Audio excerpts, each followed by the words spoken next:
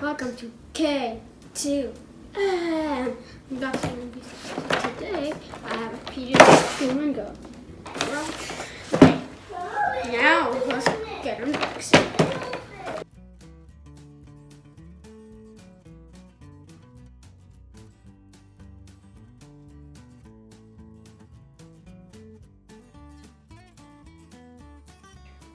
So this is that.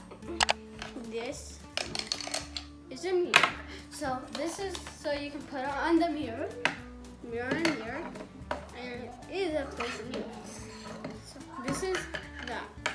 Now the bathroom. It has a gecko grape scent. So let's put some of it here. Oh, that's enough because it's just a try. Or else I would do.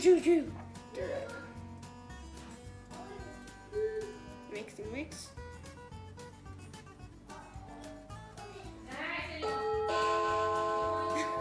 And I look kind of weird because it is a shade goons.